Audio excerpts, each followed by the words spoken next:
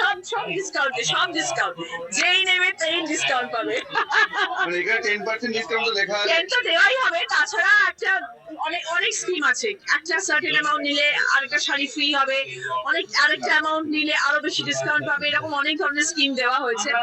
যাতে আর আমরা সবাই, আমি নিজে যখন মার্কেটে যাই কেনাকাটা করি, আগে দেখি যে ভাই কি অফার আছে বলো, সেটা সবাই পছন্দ করে। এরকম নয় যে 10% কেউ দিতে পারে না, কিন্তু ওই যে ডিসকাউন্ট, এই জিনিসটা শুনতে আমাদের খুব ভালো লাগে এবং সেইভাবে আমরা কিনতেও ভালোবাসি। কিনলেই ডিসকাউন্ট, মিলবে উপরে গিফট, এছাড়াও বেশি কেনাকাটার উপর মিলছে আকর্ষণীয় ছাড়, দেওয়া হবে ফ্রি শাড়ি। মেলায় স্টল নিয়ে বসলেন অভিনেত্রী সাংসদ রচনা বন্দ্যোপাধ্যায়। তৃণমূল সাংসদের কি তাহলে টাকার অভাব পড়ল, যে কারণে মেলায় স্টল দিতে হচ্ছে?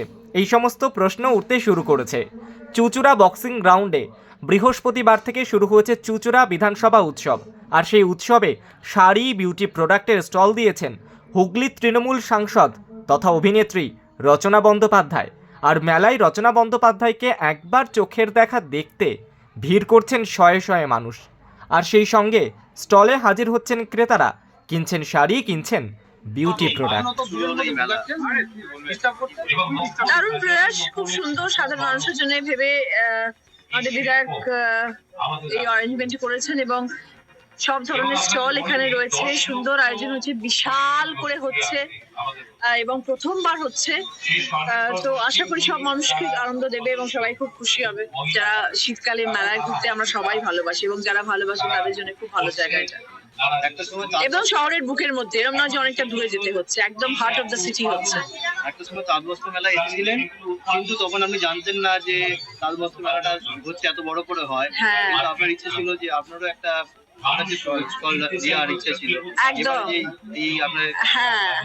আমাকে অসিতদা বললেন, রচনা তোমার তো এগুলো সব আছে। হ্যাঁ, এগুলো তো আমার সব নিজস্ব বিজনেস ছিল, সব এখনো আছে।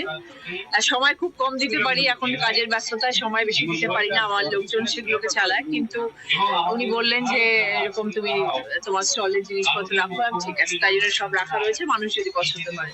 দিদি, কল্যাণ রায় স্টেজ থেকে একটা কথা বললেন, মহিলাদেরকে যে আগে নিজের পায়ে দাঁড়াও, আপনি একজন মহিলা হিসাবে সেই আমি বার্তা সবসময় দিয়ে আসছি আমার দিদি নাম্বার ওয়ানের মঞ্চে।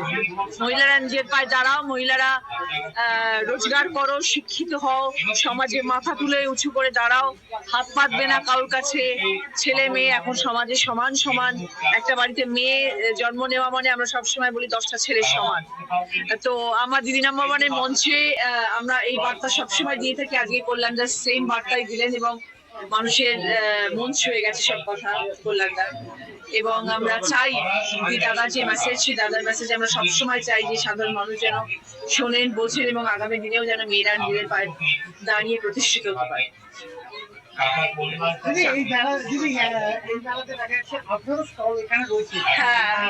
আমার শাড়ির বিজনেস তো অনেক দিনের, অনেক বছর হয়ে গেছে। বাট আগে আমি নিজে খুব ইনভলভ থাকতাম, এখন একটুখানি কম হয়ে গেছে কারণ কাজের ব্যস্ততার মধ্যে। তো আমার লোকজন সেটাকে করে, শুধু শাড়ি না, আমার Russia care, skin care product সেখানে রয়েছে, সেটাও আমি শুরু করেছিলাম। সেটারও ভীষণ ভালো রেসপন্স আমার, কিন্তু আমি সেখানে খুব বেশি সময় এখন দিতে পারছি না। যতটুকু পারছি করছি। এবং আজকে আমার চুঁচুড়া শহরের ভেতরে এত বড় একটা উৎসব হচ্ছে, সেই জন্য আমি আমার স্টল এখানে দিয়েছি। অসিতা বললেন, রচনা তুমি তোমার সব প্রোডাক্ট নিয়ে এখানে স্টল দেখা যাক। 10 দিন ব্যাপী চলবে এই উৎসব এবং দেখা যাক, হয়তো মানুষের ভালো লাগবে, হয়তো বিক্রি হবে।